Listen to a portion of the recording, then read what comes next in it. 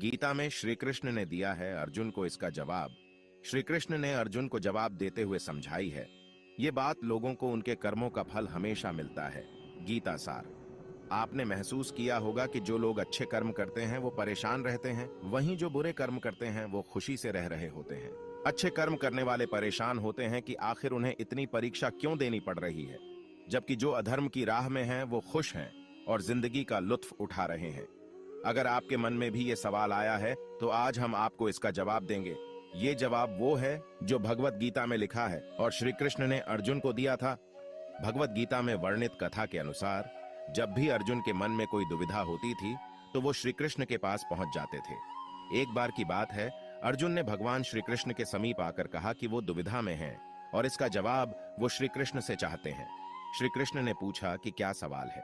अर्जुन ने कहा, मुझे ये जानना है कि अच्छे लोगों के साथ हमेशा बुरा ही क्यों होता है, वहीं बुरे लोग खुशहाल दिखते हैं।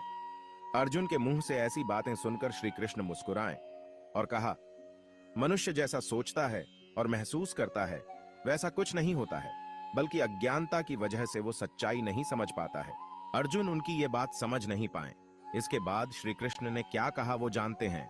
श्री कृष्ण ने अर्जुन से कहा, पार्थ, मैं तुम्हें एक कथा सुनाता हूं, उसे सुनकर तुम समझ जाओगे कि हर प्राणी को उसके कर्म के हिसाब से ही फल मिलता है।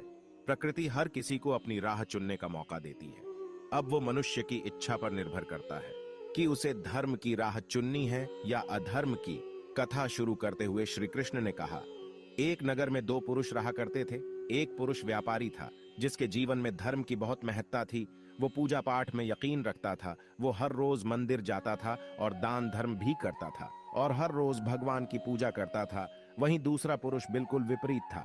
वो हर रोज मंदिर तो जाता था लेकिन पूजा करने नहीं, बल्कि मंदिर के बाहर से जूते चप्पल चुराने। उसे दान और धर्म से कोई लेना देना नहीं था। समय बीतता गया और एक दिन बहुत जोर की बारिश हो रही थी। इस वजह से मंदिर में पुजारी के अलावा कोई नहीं था। ये बात जब दूसरे पुरुष को पता चली तो उसने कहा कि ये सही मौका है मंदिर का धन चुराने का। पंडित से नजर बचाकर उसने मंदिर का सारा धन चुरा लिया। उसी समय धर्म कर्म में विश्वास रखने वाला व्यक्ति भी मंदिर पहुंचा।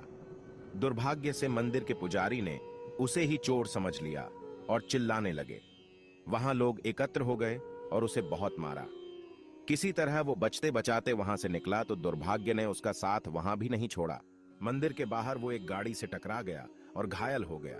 फिर वो व्यापारी लंगड़ाते हुए घर जाने लगा तो रास्ते में उसकी मुलाकात उस पुरुष से हुई जिसने मंदिर से धन चुराया था। उसने कहा, आज तो मेरी किस्मत चमक गई, एक साथ इतना सारा धन मिल गया। ये सब देखकर उसे बहुत बुरा लगा और उसने अपने घर से भगवान की सारी तस्वीरें निकाल दी। कुछ सालों बाद दोनों पुरुषों की मृत्यु हो गई। मरने के बाद जब दोनों यमराज की सभा में पहुंचे और भले पुरुष ने दूसरे व्यक्ति को देखा तो उसे बहुत गुस्सा आया। उसने क्रोधित होकर यमराज से पूछ ही लिया, मैं तो हमेशा अच्छे कर्म करता था, दान में विश्वास रखता था, उसके बदले जीवन भर मुझे अपमान और दर्द ही मिला और इस व्यक्ति को नोटों से भरी पोटली। आखिर ऐसा भेदभाव क्यों?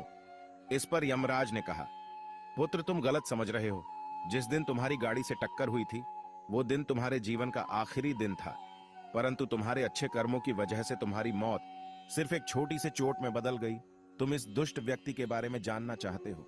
दरअसल इसके भाग्य में राजयोग था, मगर इसके कुकर्मों और अधर्म की वजह से वो सिर्फ एक छोटी सी धन की पोटली में बदल गया।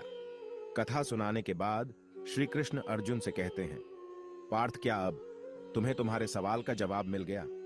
ऐसा सोचना कि भगवान तुम्हारे कर्मों को नजरअंदाज कर रहे हैं, ये बिल्कुल भी सत्य नहीं है। भगवान हमें कब क्या किस रूप में दे रहा है मनुष्य को समझ में नहीं आता है, मगर आप अच्छे कर्म करते रहें तो भगवान की कृपा हमेशा बनी रहती है।